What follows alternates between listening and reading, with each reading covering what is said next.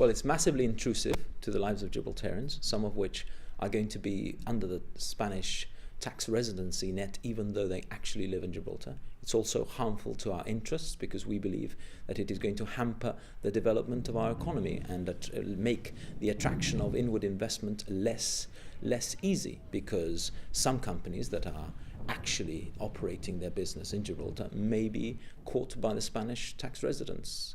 Well, the government's defence against this accusation is that Gibraltarians were always subject to Spanish tax laws, and what this treaty does is protect them from double taxation.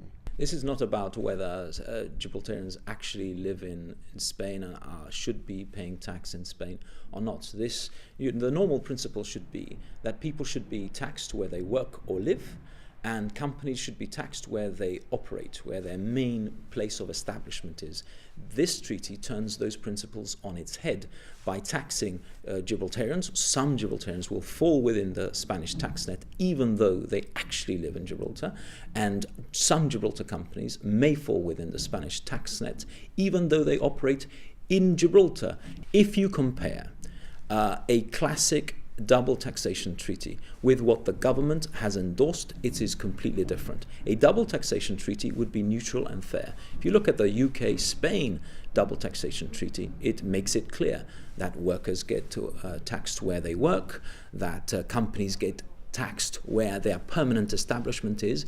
In this case, in this treaty that the government has endorsed, some Gibraltar companies can get taxed even if they are actually operating in Gibraltar as if they were Spanish tax residents.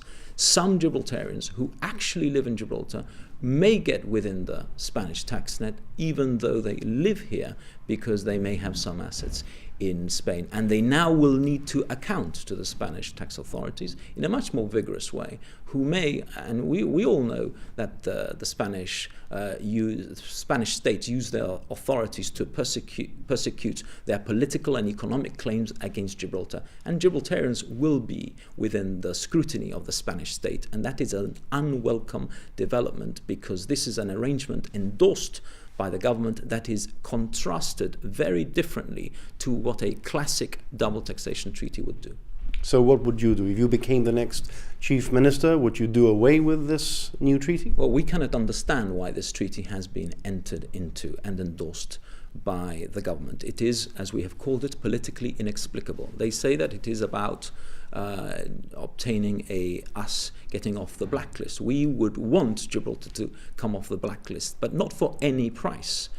There should be a double taxation agreement, one that is classic, that is neutral and fair. Certainly in government, we have massive concerns about this, and this is why we have said in our press release that we are going to move a motion at the next AGM of the party to seek the backing and endorsement of party members, that in government we would seek the termination of this treaty.